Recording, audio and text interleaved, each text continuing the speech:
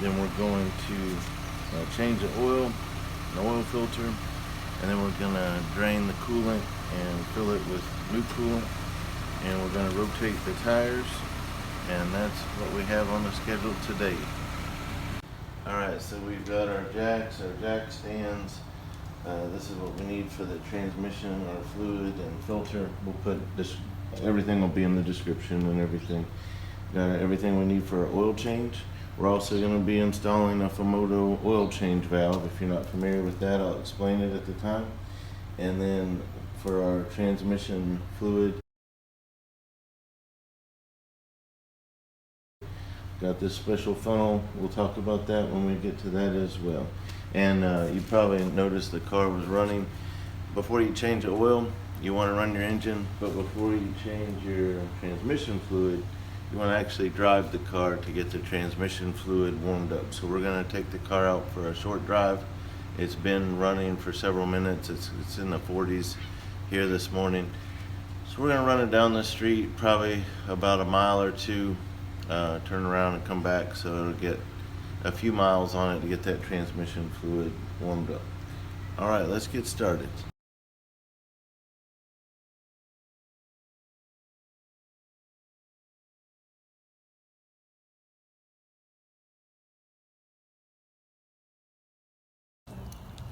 All right, so we're getting, this is my daughter's 2008 Honda CR-V. We're going to put it up on jack stands. So first thing is to, sometimes when people talk about jack points, they just show you where the jack stands go, which might be fine if you just wanted to change one tire. Most cars have the 4 jack stand points right inside every wheel, so this one's gonna be right there, and then on the back wheel it's gonna be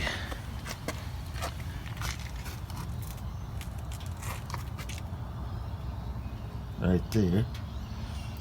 But before you get there, if you want to put it up on all 4 jack stands, you need to know where you can have the jack out of your way. So in this car, it's very simple. In the front, gonna come right under here, right in the middle, and you've got this support bar with this sort of bump right here. This is where you're gonna want to put your jack in the front. So that's where we'll jack it up in the front. That'll get our front jack stands under. And then walking around to the back side, it's pretty identical to that. So it's very simple on this car. So coming right here, you can see, as soon as you get on this level, you can see that similar support bar. Right here in the middle is that bump. That's where we'll jack it up from the back to put our jack stands on the 2 back wheels. So we're gonna do that now. Alright, so we're gonna jack up the front first. You can get some good deals on these jacks at Harbor Freight. You can buy them anywhere, but hard to beat the Harbor Freight prices, especially with their coupons and all that.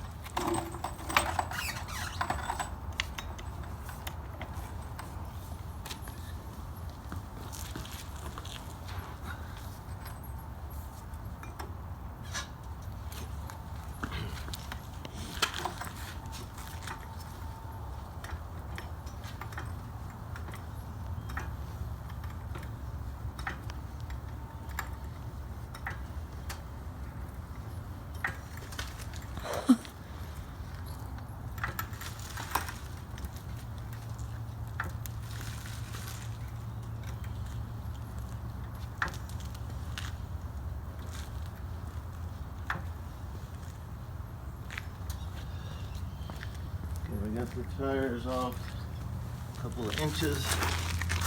And come over here. See if you can kind of come down and look at these. these are the points that will support the jack stand right here. They're called pinch welds.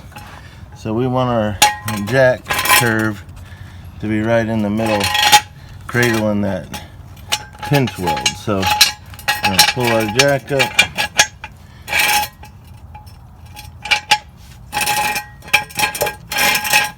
I can't quite get that height.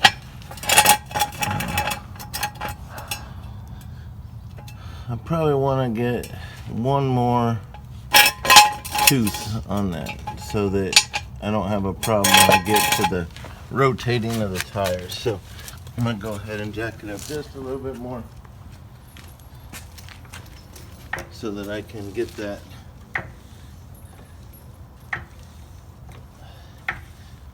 because this is probably going to lower a little bit when I jack up the back end, and I want all my tires off the ground just a little bit for when I rotate the tires and all that. So that's way too much now, but that's all right. So while that's up there, I'll set that one there. I'll go on the other side. Let's see, I'm gonna count my teeth that are showing. So I got 7. And then when I lower it, I'm gonna have to make sure that it fits in there safely.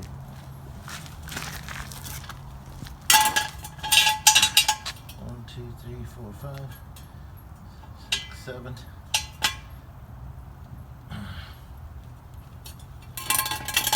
Okay.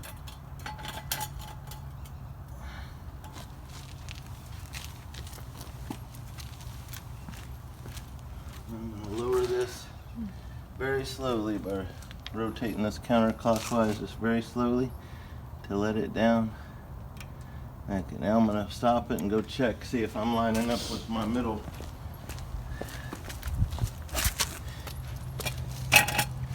Okay, that one's looking good.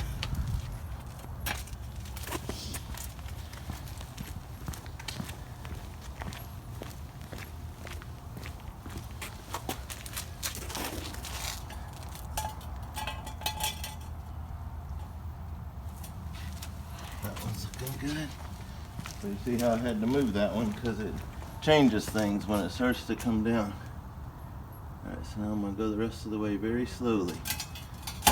Alright, so see how it's now resting, not on the jack, but it's resting on the jack stand. Ooh. Now I'm going to check them. Okay, that one's solid.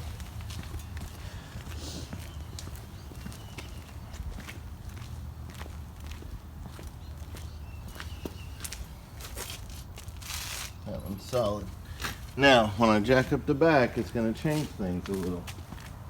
So I'm going to leave my jack here for safety, but I am going to lower it because when I jack up the back end, this end's going to come down a little. So I'm going to give a couple inches of clearance for that between my jack and that jack point. Alright, so now I'll do the same thing back here.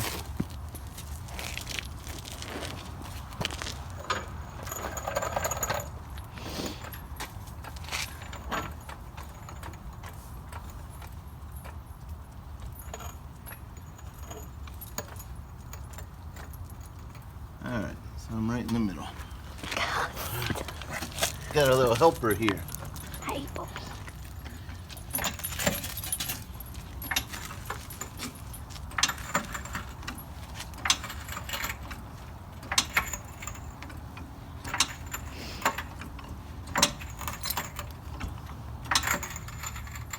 I'm just gonna go peek at my jack up here, make sure that when I lifted that back up, I didn't go so far that I touched it.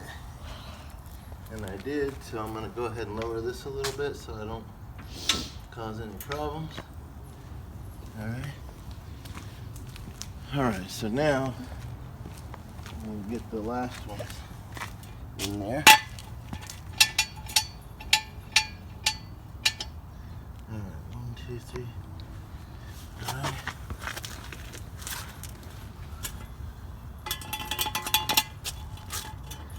Alright, now on these, Whew.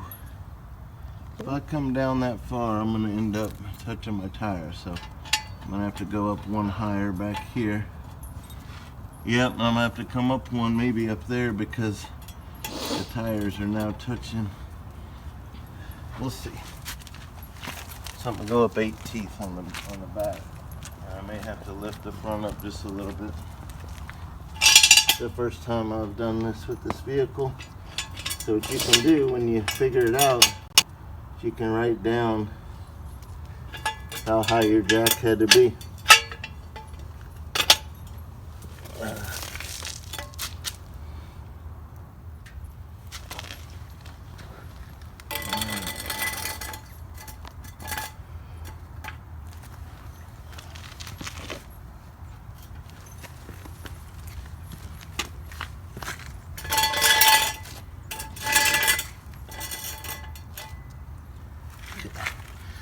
Now I'm going to slowly let it down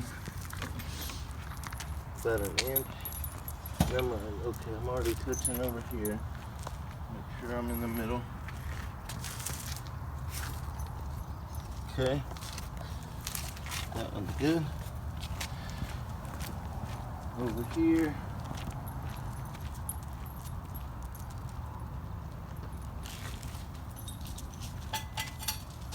Not touching yet.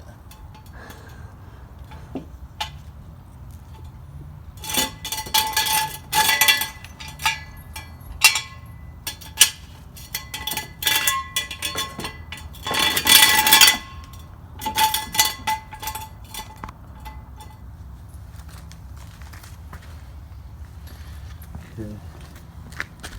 Just gonna go ahead. Okay.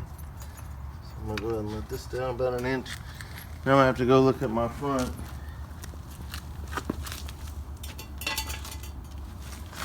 And see that. Let's see. Okay, it's barely off.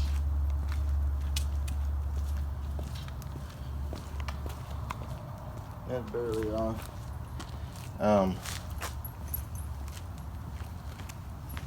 Might just see if they'll go one more.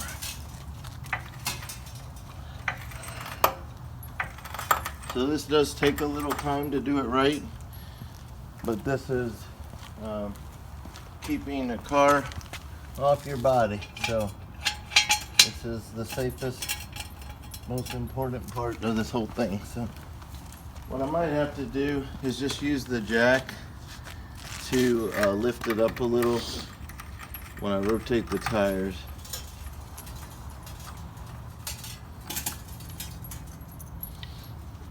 So just to end the jack stands part, I just want to encourage you, don't trust your life to a jack stand or any one item like that. So we've got it up on jack stands.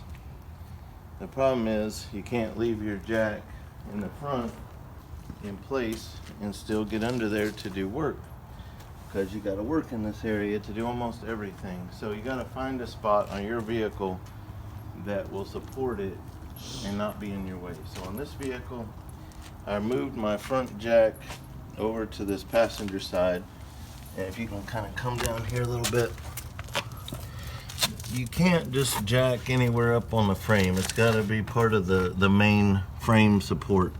So I went in a little bit on this main part of the frame and found a flat spot. So I have my jack, it's not supporting the car, but it's touching the car. The jack stands have the weight. But if I'm under there and one of these jack stands fails, this will hold the car for me while I get out. So I'm not trusting my life to a jack stand. And then on the back, the jack stands are also holding the back. This one's not in my way, so I'm gonna leave it where I have it. And it's also,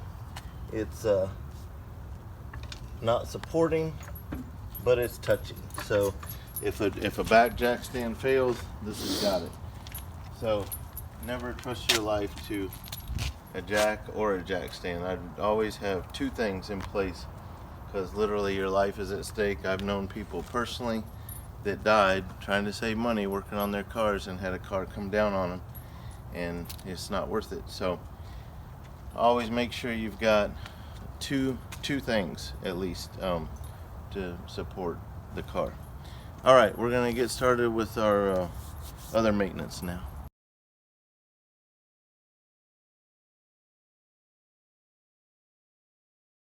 Okay, so the location of the transmission going in from the front, gonna kind of go in here and turn around. So I'm under the vehicle. This is where we drain the transmission fluid right here. That's a 3/8 inch square, so we use a 3/8 breaker bar. We're gonna drain our fluid out of there in just a second. All right, so we're under the car. This is our 3/8 inch bolt to drain the transmission fluid. So I have a 3/8 inch breaker bar. It's gonna go in here, and then I may have to use a little pipe extension to get the torque I need on that.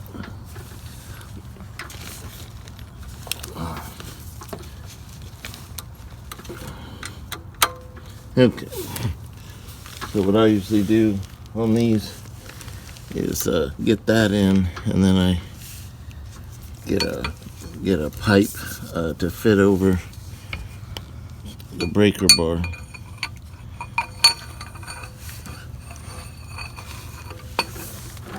But this pipe is maybe a little too long, so I'm going to get a smaller one.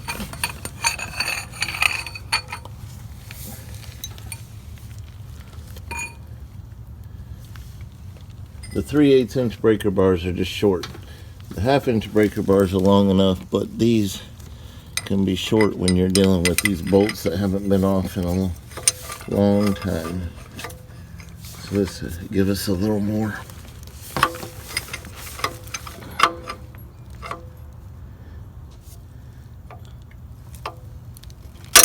Okay, so that did it. So now we don't need the pipe anymore. So now we're going to get out of the way. We can do it by hand now. And the fluid's going to go flying, so you do not want to be under here when you take that off.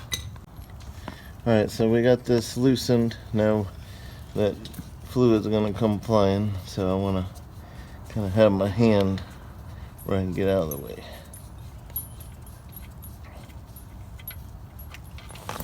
There we go. Oh, that's gross. So we're going to let that drain.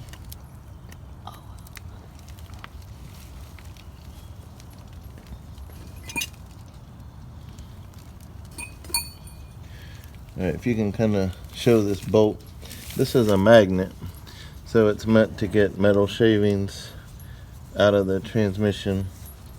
So you want to take a rag and wipe the end of this. So you see that it's real black, but this is really not bad at all. Usually if a car's been taken care of, by the time you get your first transmission fluid change, most of the metal is going to come out then, and you're going to very little after that. So it actually gets better over time as far as that goes, as the car gets broken in. So this has a crush washer on it. This washer right here, you always want to make sure you have that, and then it's not still stuck to the transmission. So it's always good to find it, make sure you have it. So we're gonna, this one's kind of, because it's a crush washer, sometimes they're hard to get off. So sometimes you have to kind of unscrew them on the threads, but we want to remove that, and we'll put a new 18mm crush washer on there. So I'm gonna go remove this while this is draining, and I'm gonna move the pan a little bit more under that now that it's got most of it. And I'm gonna why don't you come up to the top for a minute. So here's your top of your engine. You look down on this side, you see this yellow dipstick right here. This is our transmission fluid, so I'm going to pull that up a little bit just to get some airflow to help it drain some more. Okay. Alright, so now that our fluid is just barely dripping, we have our new crush washer on. We've wiped our magnet. We have a torque wrench set to 36 foot-pounds of torque. So now I'm going to use a rag to keep that from dripping on me when I move the the pan away. It's barely dripping, so we're good to call that complete. And I'm just going to kind of hold a rag under the drip area and just start hand tightening this, and in no time, you know, you've taken care of the drip. So it's not dripping. So now I can move my catch pan away, and now I'm going to get my torque wrench on here.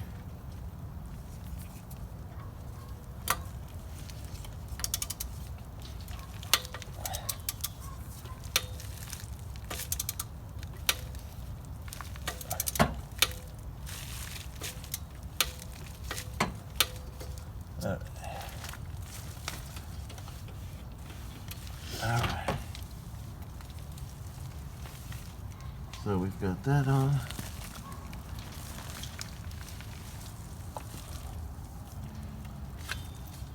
So now what we're going to do,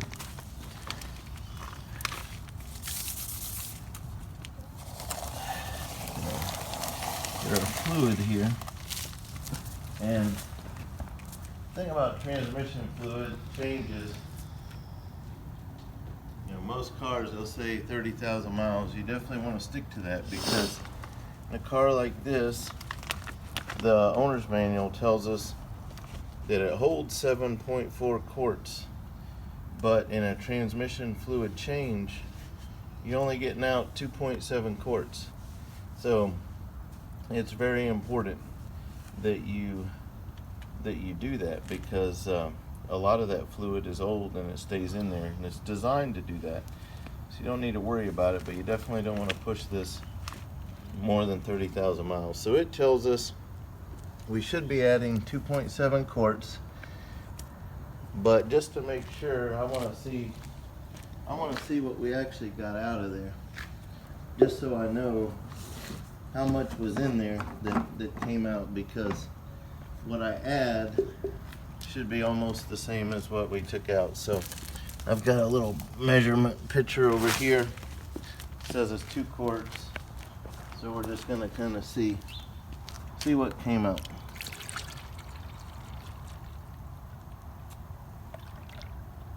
Okay. Getting close to 2. That looks like 2. So I'm gonna dump this out.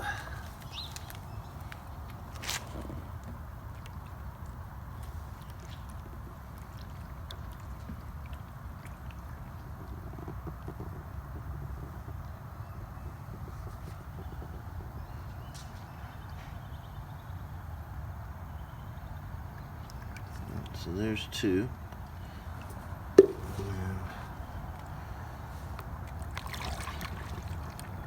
Are going to be very close to that 2.7 that the manual said. 2.8 it looks like. Yeah, I got a little over 2.8 quarts out of it. So that's very good. It just kind of helps us know how much to add. So alright, so we're gonna add that from the top. So when you look at this, you're gonna see that, I don't know if you can see that. Was that showing up on the camera? Yeah. So that's a pretty big dipstick hole, so it's not like it's difficult to get a funnel in there. So we're going to find a funnel to use, and we're going to add our transmission fluid back in.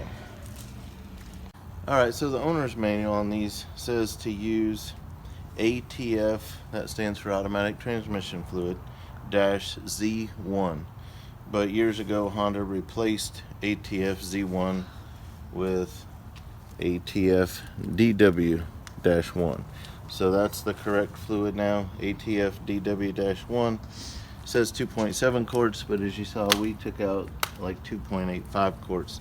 So you can find various funnels that have a small opening. So we're going to try this one. I don't think I've ever actually used this. It screws right onto the quart bottle, and I've got it closed.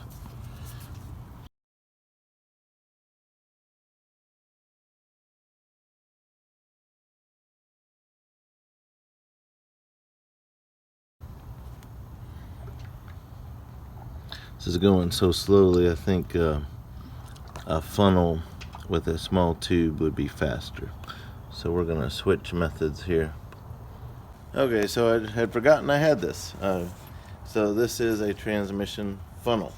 So this particular one looks like it's a LU Max LX-1603. I'm sure I got this on Amazon at some point. So this will go right down in there. No problem. That's what it's made for. So then you just have to hold this with one hand while you pour with the other. So we're going to finish off the first quart. It's going much faster now that it's got some airflow. If you can just hold on to that, I'll get the other bottle ready.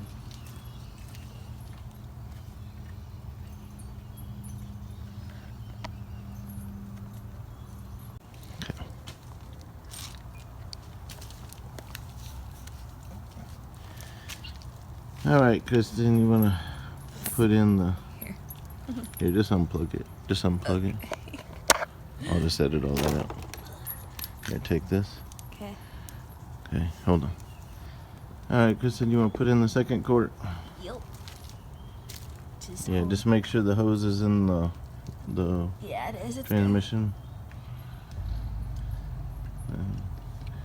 Just want to pour it where the funnel didn't. You can keep pouring. Just here, I'll tell you a little secret about these bottles.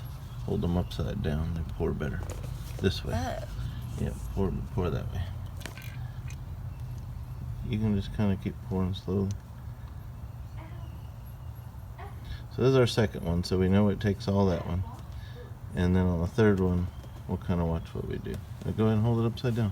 Let it drip out a little while. Just hold it upside down. I'll go get the third bottle ready. Okay. All right, so I find it's helpful to have a measuring pitcher. So I wrote all the I wrote the quarts in tenths. So I filled this up to 0.8 since we got out 2.85. So I'm putting back in 2.8. And then once we get the transmission up to temperature and run the car for the first time after this, I'll check it when it's hot and make sure that it's in the safe range. And I'm sure it will be, because it was before. So should be good with 2.8, and if it needs any more, I'll adjust it, but I think we're going to be good. So this is going to complete our transmission fluid change after we put our dipstick back in. And then of course, like I said, check the fluid after the transmission fluid gets hot. So we'll take that out, take our transmission fluid dipstick, put it in.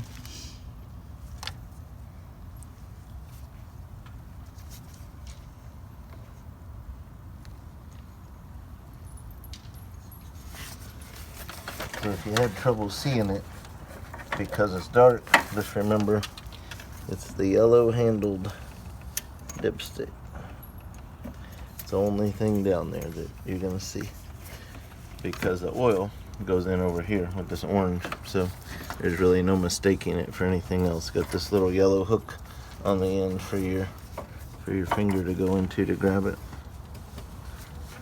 And then just make sure it's really on there, because it kind of seals it when it pops in. It doesn't just sit in there, it kind of is a force fit, so just want to make sure it's all the way in. So that's it for our transmission fluid.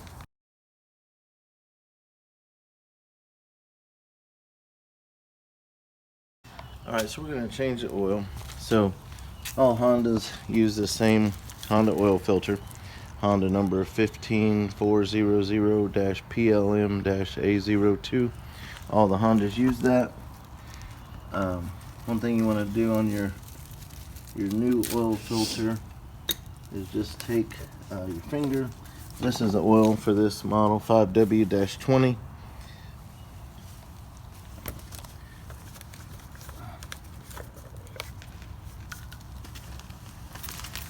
So we'll just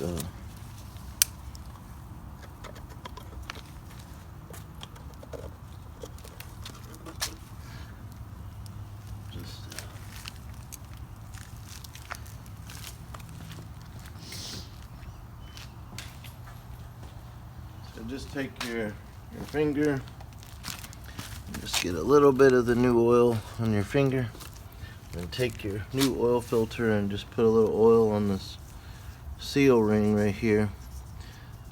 This helps the seal and helps keep it from sticking when you go to change it. So when you take your old oil filter off, you always want to make sure that that rubber ring is still there. Otherwise it could still be attached, and you're going to want to remove that, or you'll end up with a major oil leak problem.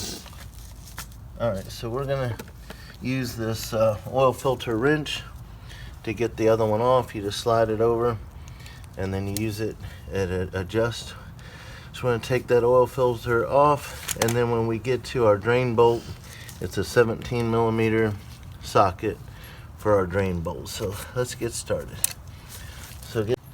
So getting under the car in the front is pretty easy to find. The oil filter especially, I'm very pleased. Looks like it'll come out without dripping all over everything, unlike a lot of the ones that I do, including my newer CRV and Pilot. Both of them, the oil filter is kind of a pain where it's at because it drips on everything. So we're going to get the oil filter off first.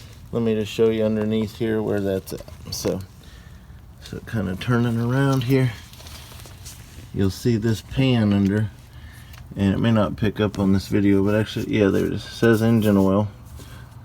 And then right back here, you have your drain bolt right here, filter right there. So very easy to find. This is your oil filter, this is your drain bolt. So we're gonna change our filter. We're gonna take this filter off.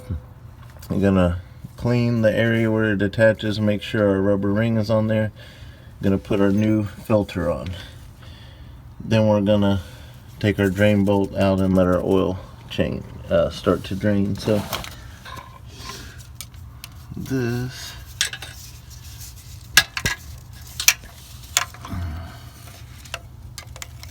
gonna fit on like that, and then see how easy it starts to move. So then that's enough, because that oil is going to start to spill.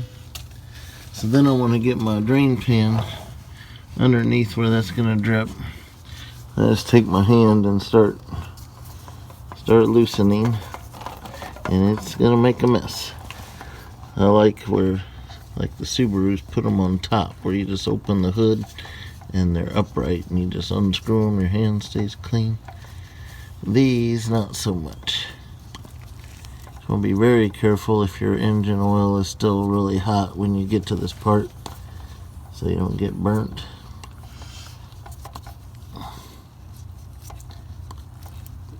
And the key to these, you never know when they're about to separate. So, and then it's covered in oil, so hard to get a good grip.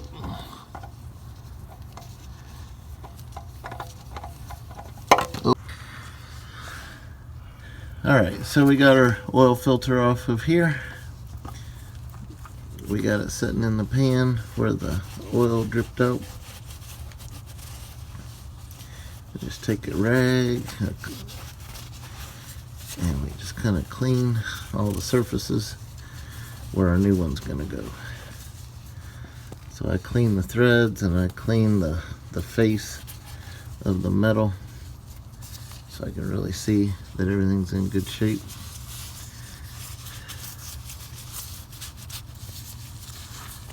Alright, so our rubber ring stayed with our filter, so that's good. Everything there is clean as can be.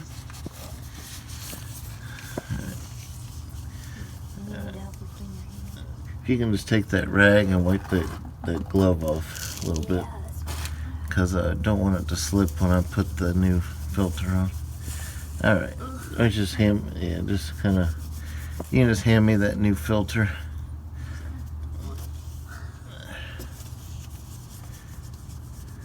It's alright. Why don't you hand me that new filter? Alright, so our new filter is ready to go. So we'll just put it on.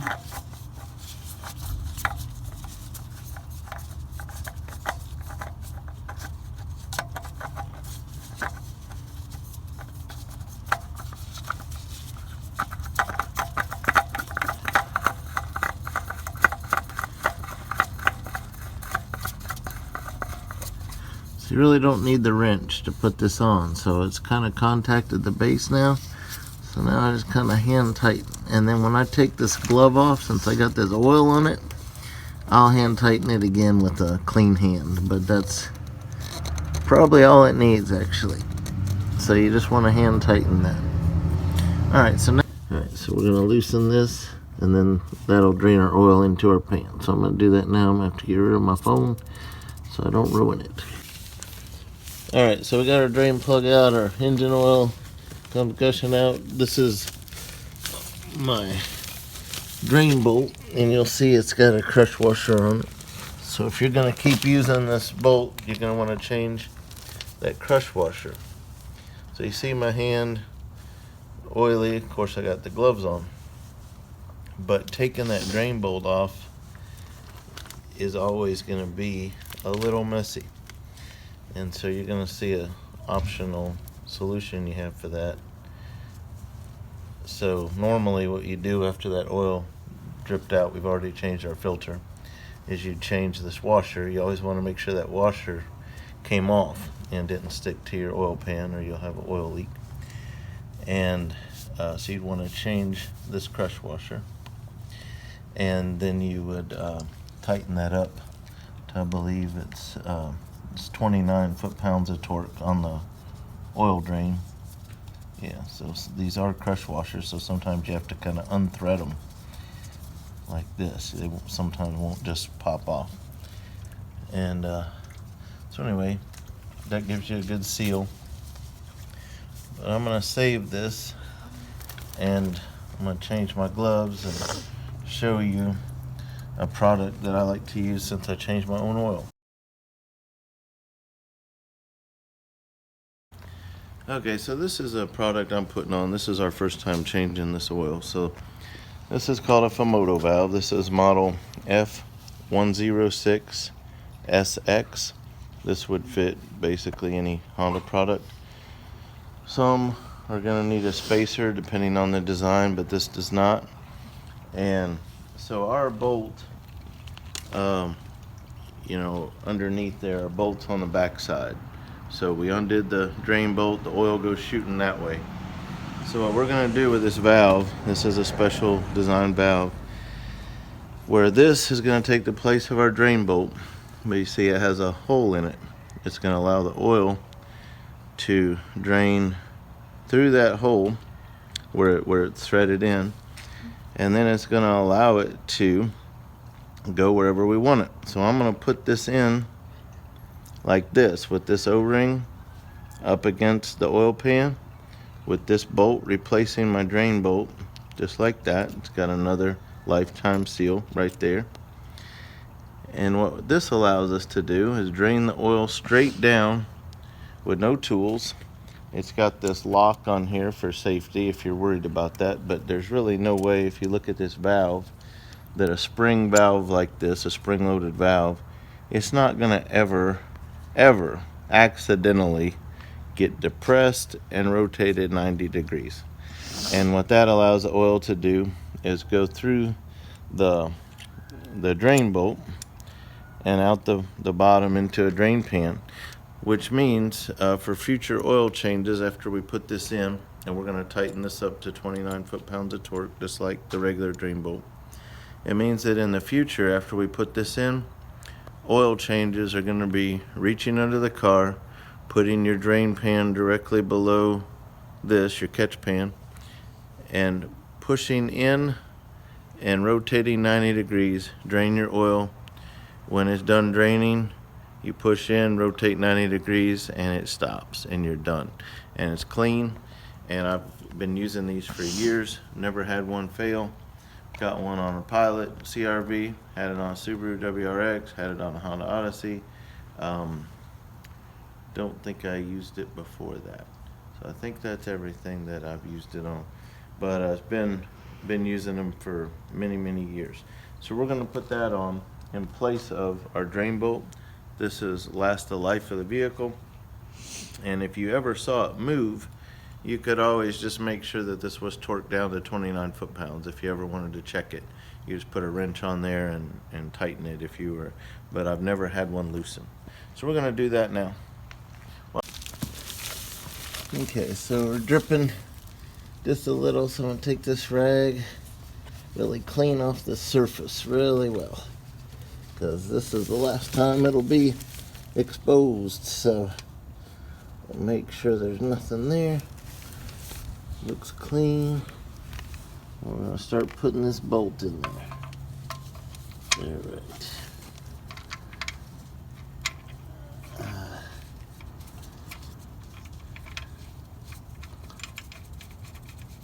Okay.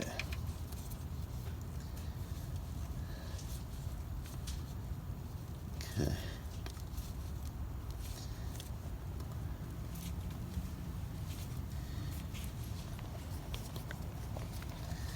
The neat thing about this model that ends in SX is that it allows you to rotate where the oil drains to accommodate different designs in oil pans, because some of them, you know, go in at different spots, and depending on the design of the vehicle, you may want to rotate it a different way to control where your oil drains. But it's really nice having all that pressure when you first start to change your oil. So much cleaner to have it go straight down into a pan than shoot out to the side, and you don't know how far it's going to go, and you can miss your oil pan, and it can create a mess. And then as the oil pressure gets off, then you might have your pan move too far out of the way, and it may, you know, leak right under the spot. So this way you don't have to move your oil pan. There's a lot of advantages to these. Alright, so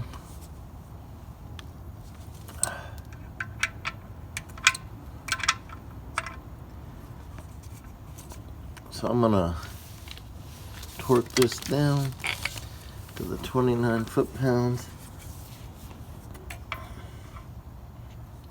Whoops, I don't have my challenge I'm finding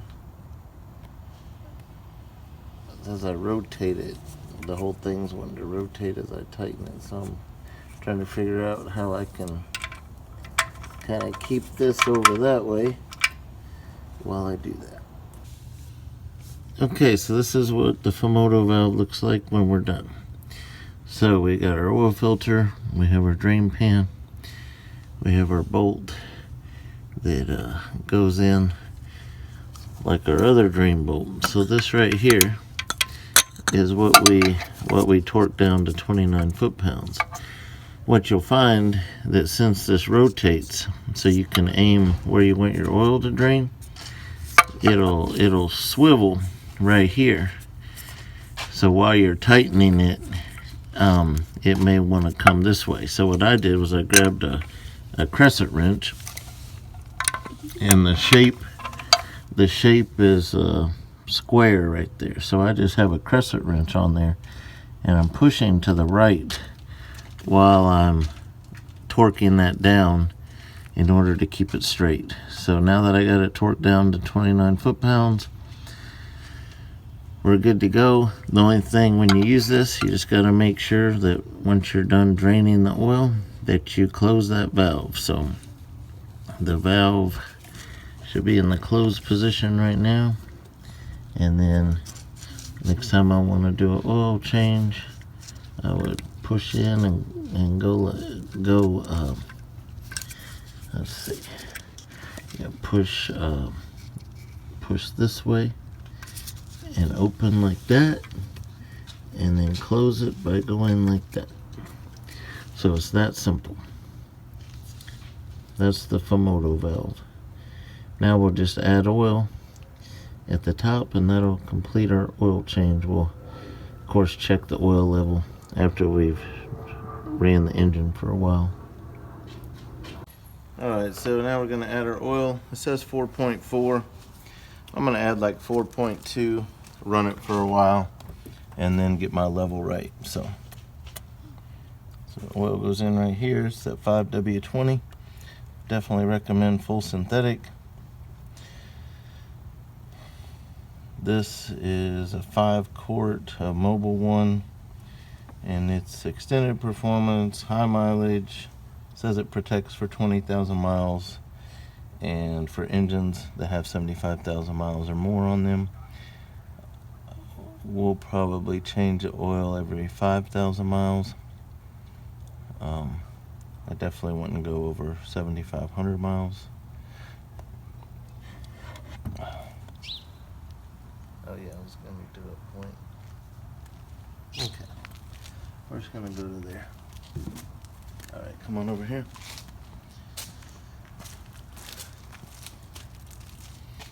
Alright, so this will be like 4.25 quarts, and it says 4.4, so we'll go ahead and do that. We'll run the engine for a while and check it. So on your dipstick right here, you're just going to want to wipe it off first, because it's not going to give you a good reading. And then you have these 2 dots. So this is the lowest, and this is the highest. So you want it to be in this range. So if you don't see oil, you need to add it, but you don't want to add it more than the top one. So once we start the car and run the car, then we'll kind of, add. And that's why you want to put in a little less than it calls for, because you don't want to take any out. You want to just add it. Once you do an oil change on your vehicle, you can get to where you know exactly what comes out, and then you don't have to take as much time adding it in slowly. But since this is our first oil change, I'm going to go with 4.2, 4.25 actually I got, and then we'll kind of see what it does. So that's our oil change.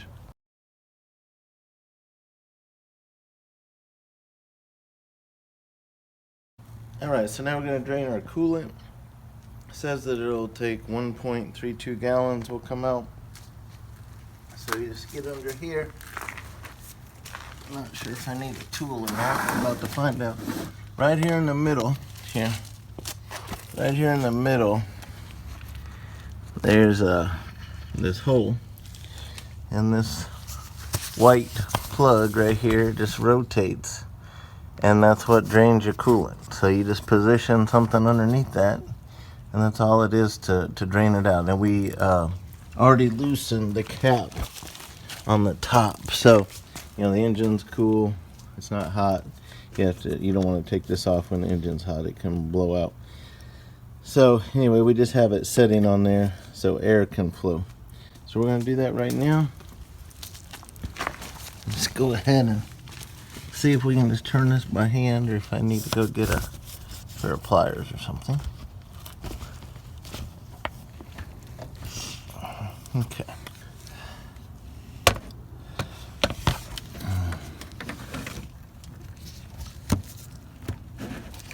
Okay, that's all it took, was just a very little bit with the pliers.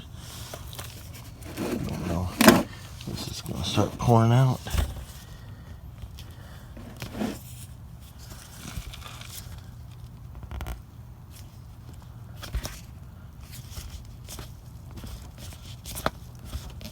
Okay. Whew, okay, there we go. So I'm just gonna try to, let's open it up a little bit more, but I really don't want the whole white cap to fall out, because I want it coming down like that instead of out and splattering quite a bit. So we've got our drain pan under there, so it's gonna let that drip for a while. Okay, let me wipe the... Okay, so I got this funnel. This design for this job I've never used.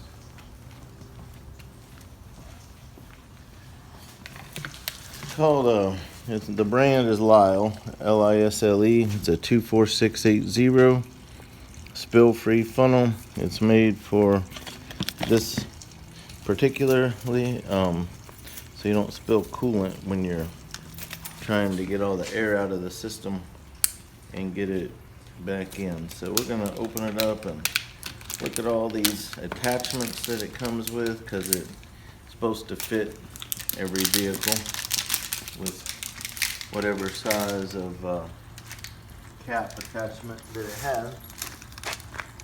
So inside here, take this lid off, you're going to find a whole bunch of attachments. So comes with all this stuff and directions. And so what you have here is a funnel that's going to fit on top of the cap, and you see this is a stopper. So if you want the fluid, the new coolant's going to be in here, so it'll be running, and then at the end when we feel like all the air's out, you're going to see me take this and put it right back in. There'll be fluid in there. You just put it in there. That allows you to remove this funnel without spilling, and then you just discard whatever's in here. And I say discard instead of save because it says the capacity is like 1.88 gallons, and let's see, 1.88 gallon capacity, and about 1.32 gallons will come out doing this. So you still got about a half a gallon of old fluid circulating, and that's why I would not save this for future use. I would go ahead and discard whatever's left because it's not all new. So what we'll have to do now while that's draining is we're going to find out which one of these attachments works with our radiator just by trial and error. So I'm going with the green fitting because it fits right down in there and seals. But this one just doesn't quite want to grab the right way. Doesn't want to turn. And I don't want to force it because if it's hard to get on there, it's going to be harder to get off. So we're going to go with this one. And then what we'll do when we're ready is drop our funnel in there like that. But I don't want to plug up the air. We can put it in there now. We just take the plug out so it has air to drain out the bottom. So now our funnel setup is ready. Okay, our coolant's done draining. So we went ahead and took the white plug out because it was draining way too slow. So we're just gonna screw it back in.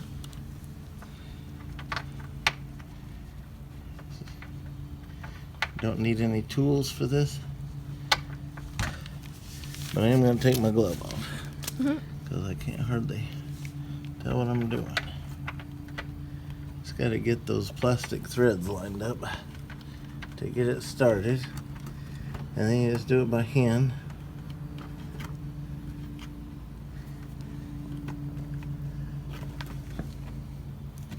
And then, you know, this is where it drains out, so you just want to make sure that it's snug. I would not recommend using a tool because you're talking about plastic threads, and you definitely don't want to over tighten that. So I wish it was a little easier to get a hand in there to really snug it up, but you can do it when you kind of work at it. Alright, so that's it for that. So now this process here, from the top, we're going to get our coolant.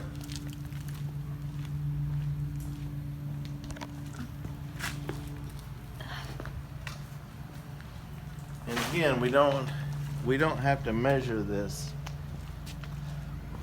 because of the way we're putting our funnel in. So this process is going to let us know how much we need, so we don't have to measure it. So we have this funnel in place. Just going to start pouring our coolant in the top. You can tell it's bubbling because of all the air that's trapped. Nice clean blue coolant. It's a neat color.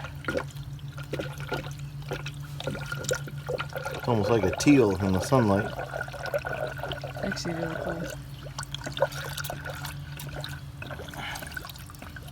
Okay, this was not a full gallon that I just poured in. This one was already open. I'm guessing it had somewhere around a half gallon in it.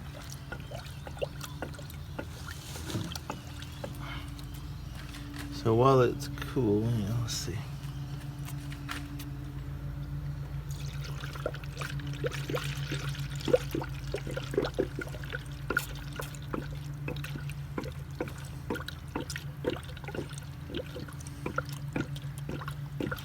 So the main purpose of this funnel is to allow air to escape the system while it's running. So obviously it's not running right now. And that just occurred to me that I had it up on jacks to do the tires. So I think what I'm going to do is pause for a moment. I'm going to get the car back on the level ground, get it off the jack stands, and then complete this. So, alright, so we got our car back on the ground after having it lifted up to do some other maintenance. It's still off. I'm just going to add some coolant until it stops going into the radiator.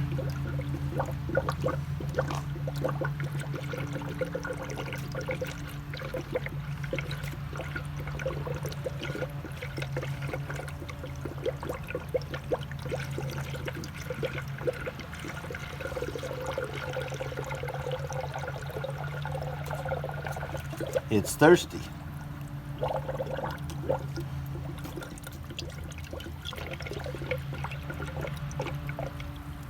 Alright, now we're going to start up the car. I'm going to go ahead and set the cap and this plug down here out of the way, along with our gallon. Do you have your key, Kristen? I have it in the house. Okay, I'm going to go ahead and put Abby in. Alright, so now we're going to go ahead and start the car. And then we're going to turn our heat all the way on, and we'll just put it on there. And so we're just gonna let it heat up to operating temperature.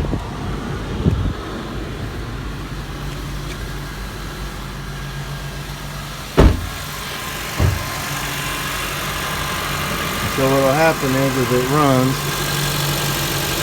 there's going to be different air that'll bubble up through here. I'm squeezing this radiator hose, so be careful, there's a fan in there. But you can see the bubbles. So we'll just kind of let it run for a few minutes and see what it does. And we have our coolant handy if we need to add more as this runs through the system. We'll check back in on it in a minute. The car's been running for several minutes now. The temperature on this car stays about right there.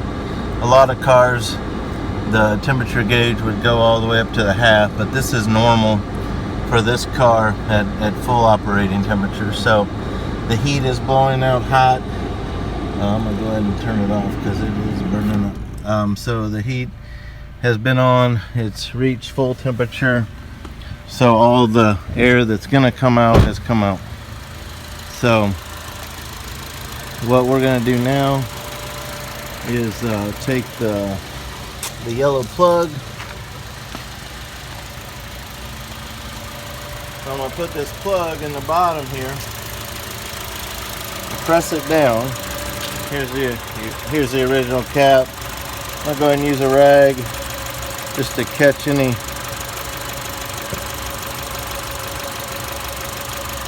So then I'm going to come over here. Remember, this is mixed with a little bit of bad. So I'm going to go ahead and just drain it in there and dispose of that instead of saving that bit, since it's not all new. Then we're going to take off our makeshift cap here.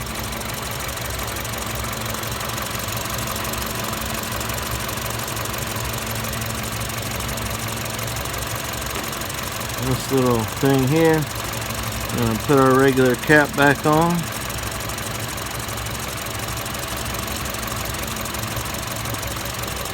And we're done.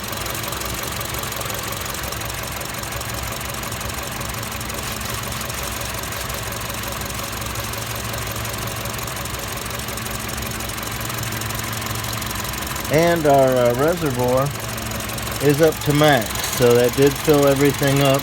This is your reservoir. I don't know if the phone will catch it, but over here there's a min and the max, and you can see the blue fluid in there. So we do have everything full the way it's supposed to be. So now what we're going to do is we're going to drive to dispose of our fluids from what we had done today. That'll get the transmission warmed up. Then we'll bring the car back and we'll check the transmission fluid level while it's hot. And then we'll check the engine oil level when it's cool. Get those levels finalized and we'll be done. Hope that's helpful.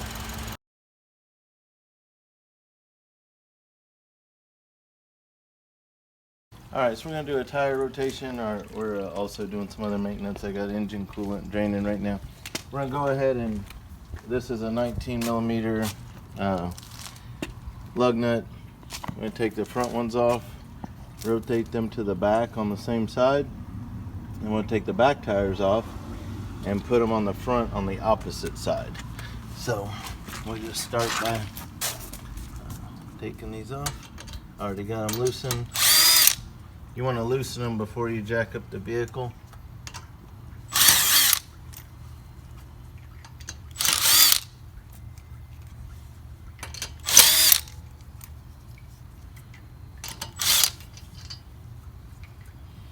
Okay. You just leave your lug nuts sitting off to the side. Just give yourself enough room to pull these off. And when you have them off, it's a good idea. I may have to go get one. Sometimes I'll keep a little screwdriver to pry out big pieces of gravel. This is a depth gauge. Always good to check your depths. You just basically put it there, let the sides hit the tire. So you push down until it hits the tire. So that lets me know that this is 8 30-seconds. So this is in 30 seconds. It's lined up with the 8. So that's 8 30-seconds. And you can see that it's still in the green. You have to make your own judgment. So let's find out when it gets out of the green. So it's 6. So basically it's good till it gets to 6 30-seconds. And we're at 8. So that lets us know these are good, but we want to put in our future. We know we're going to need tires sometime. So we're going to roll this back to this one. We're going to, it's just good to visually inspect your tire. See if it's got uneven wear. See if you got any big old pieces of gravel. See if you see any damage. I see, looks like something I might be able to pry out of there. I'm going to go get a screwdriver and do that. But I can do that. So we're gonna basically go front to back. I'm gonna take this back one off and it'll go to the front on the other side. And so I just kind of do it in order. So we're gonna keep going here. All right, so we got all of our tires on. Now we're gonna set them on the ground and then we'll do our final lug nut torque. So we're gonna start off by raising the back end first.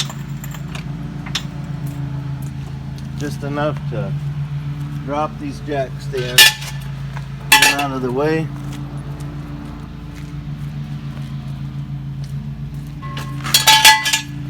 Now we can let it slowly down this way,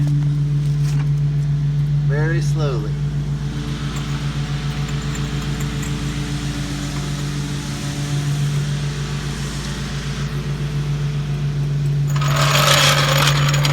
Go to the front. Okay, the front jack I had placed over here to get out of my way, but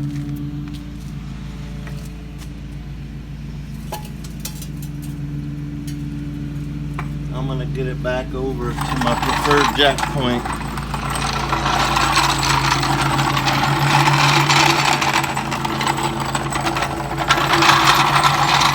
Right here in the front center.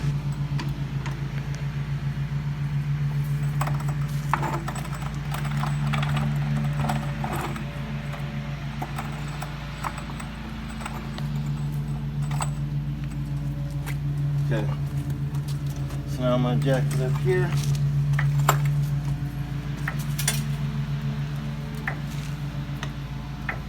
Enough to get these jack stands out.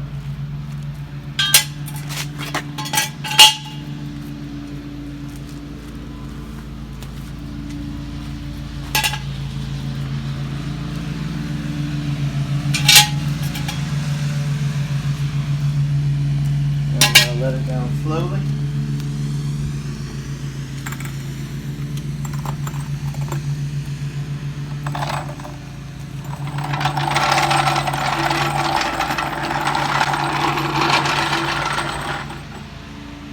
Alright, so now the last step, we want to make sure all of our lug nuts are torqued to 80 foot-pounds. So we've already got them tightened, but not all the way. So I want to kind of go every other bolt, clockwise fashion.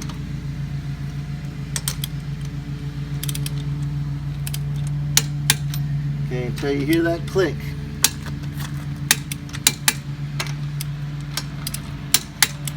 That lets you know, that's what a torque wrench does.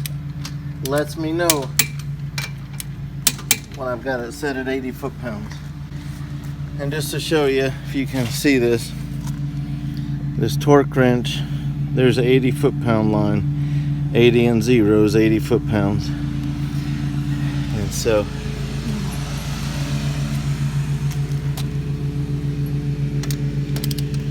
we just go around and do every bolt this way.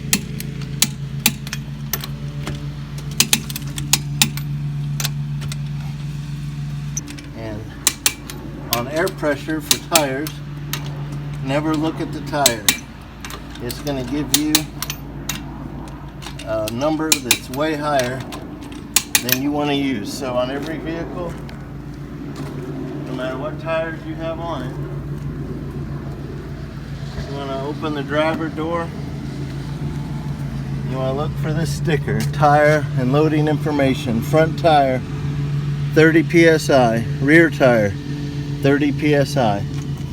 So every time you rotate your tires and every time there's a major seasonal change, you ought to check the air. In the summertime, you're going to have to maybe let some air out. In the wintertime, you're going to need to add some. So we'll do that, and that ends our tire rotation.